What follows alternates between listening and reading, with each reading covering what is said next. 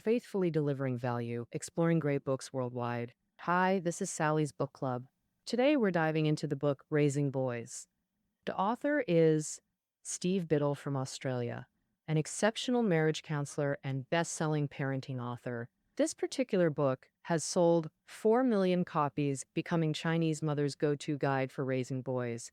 And he's helped millions of families correct their parenting approaches, putting boys' development on healthy tracks. So, what makes boys different from girls? Are there systematic methods for raising boys? How do we nurture little boys into responsible men? With these questions in mind, I'll break down the book's content into 5 key strategies for raising boys. Key 1: understanding boys' biological traits. We often label them as hyperactive, noisy, risk taking, impulsive, and emotionally underdeveloped. But where do these impressions originate? Let's start from the beginning. Boys start showing differences from girls 6 months after conception. We know the brain has 2 hemispheres, with boys' brain development lagging behind girls from early stages. Biological and medical research further illustrates brain differences between genders. In infants, the left hemisphere's cortex grows slower than the right, especially pronounced in boys. Boys have smaller neural bundles connecting brain hemispheres compared to girls.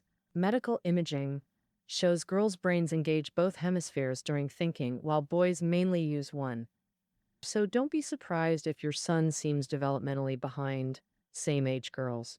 The Y chromosome in the fertilized egg determines male biological sex.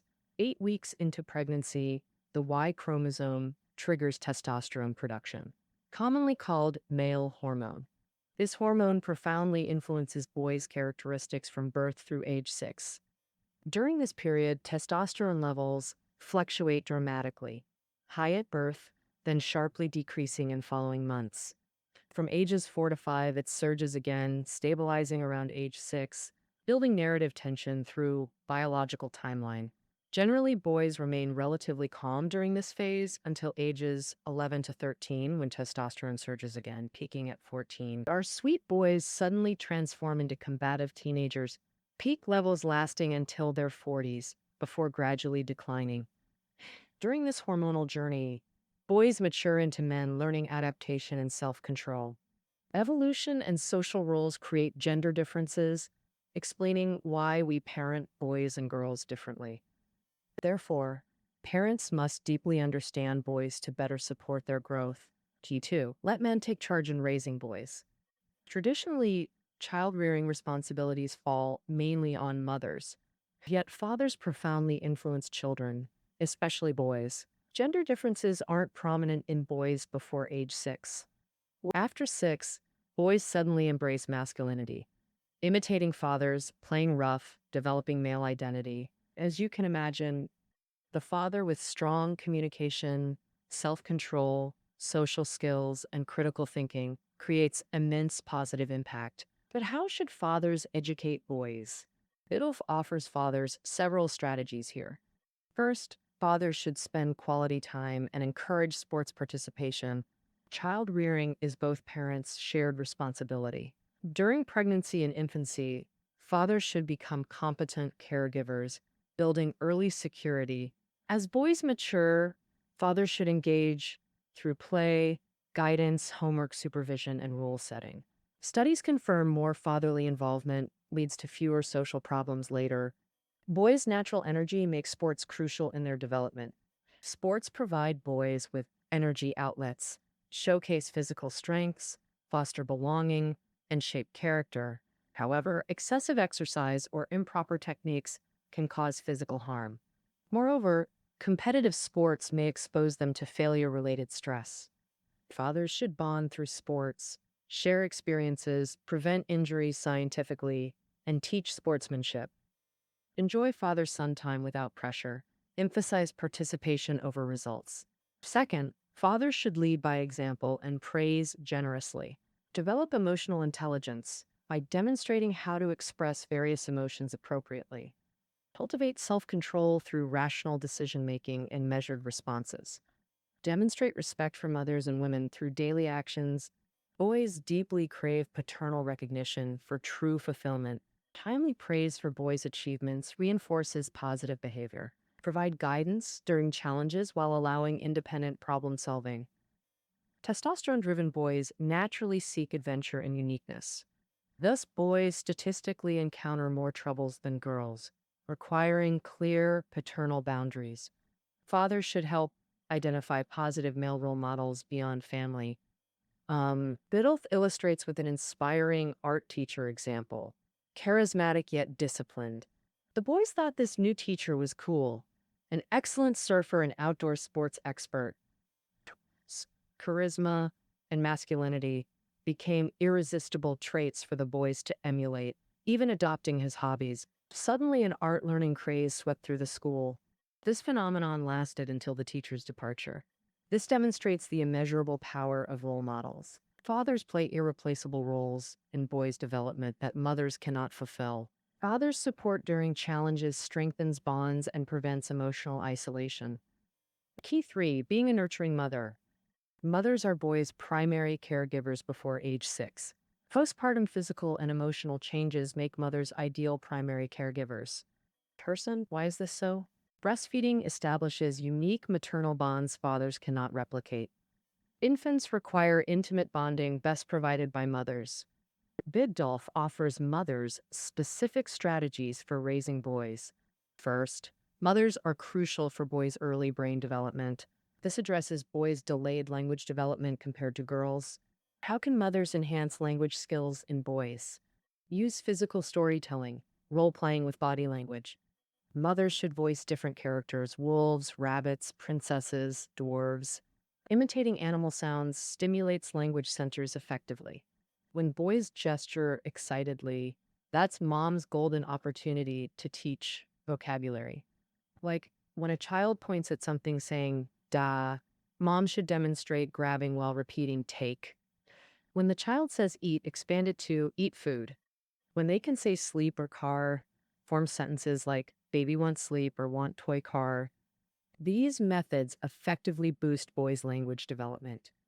Moms should maximize quality time, explaining interests and answering questions thoughtfully, like when asked, why does rain fall? They respond, see the raindrops, cold air and warm air meet, making water droplets fall. Let them feel raindrops. Cool, right? Early maternal education profoundly impacts brain development beyond school influence.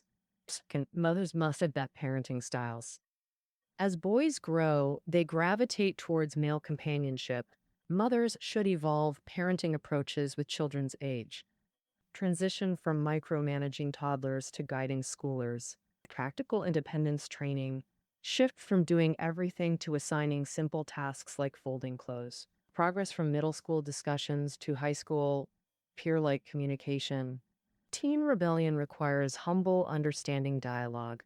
Become a guide who listens and helps break bad habits. Post-high school mothers transition into friendship roles, equal communication. This matters more than making demands for boys. As boys grow, mothers must adapt accordingly. Reflect on how you understood males in your family and their influence. Mothers should bridge boys and fathers, fostering close paternal bonds. Through this, mothers discover boys' gentle and caring side. Mothers are excellent life mentors for boys' development. Teach boys self-care instruction, personal grooming, and healthy interactions with the opposite sex. When fathers respect mothers, boys learn respectful interaction with girls. Encourage natural friendship development between boys and girls. Crucially, never label boys' female friends as girlfriends.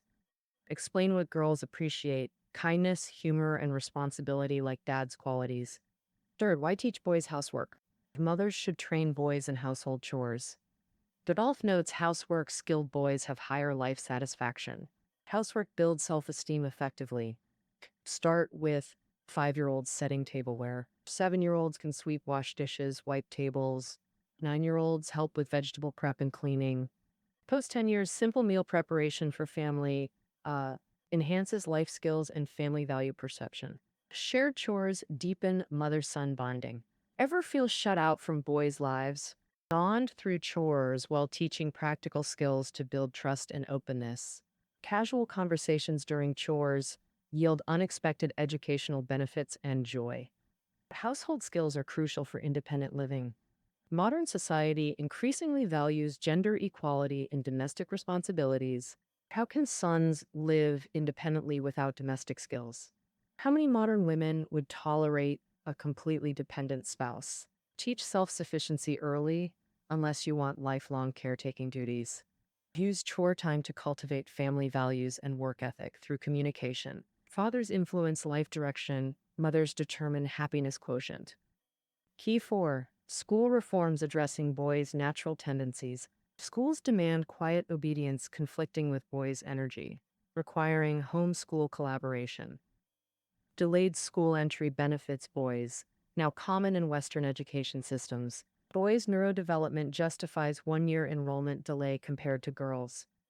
Ages 6 to 14 require strong male mentorship and role models. Balance male teachers in boy dominated classrooms. Boys often act out for attention after school entry. Male teachers excel at managing boys' discipline issues. Male teachers handle boys' energy by engaging physically in problem solving. Schools should hire outgoing, energetic male educators. Dynamic teachers create engaging classrooms boys enthusiastically embrace. Biddle emphasizes principles' symbolic importance in boys' development. Boys associate principles with authority and solemnity. Principles' genuine care builds trust for effective communication. Address boys' inherent language and communication challenges. Enhance language arts curriculum for boys. Gender-specific teaching methods optimize learning outcomes. This represents future educational outlook. This represents future educational reform directions. Key 5. Openly discuss sexuality with boys. Chinese parents traditionally avoid sexual topics. We must normalize healthy sexual education to prevent risks. Help boys distinguish love from infatuation. Explain love as beautiful connection versus lust as vulgar. This requires tactful communication skills. Most parents can articulate love is soul connection, liking is mental resonance. Boys need nurturing guidance through sexual development and instill pride in healthy male sexuality. Parental guidance crucial for healthy sexual attitudes. Parents shouldn't mock or criticize boys for misunderstandings about sexuality. That's inappropriate. Understand boys' thoughts and clarify right from wrong promptly. Explain wet dreams and masturbation as normal physiological processes without shame. Teach hygiene and ensure confidentiality. Monitor external influences, especially pornographic content exposure. Install web filters. Limit social media use. Maintain open communication to guide values formation. With that, we conclude Biddle's Raising Boys. While separating parental or school roles in narration, real education requires collaborative effort. Raising boys isn't a chore but a loving mission. Love-driven understanding and role modeling foster healthy growth. Nurture boys into responsible men of integrity bearing life's responsibilities. This ultimate goal motivates all parents raising boys. That concludes our book interpretation. Find study notes below the audio. Join us next time for another great book.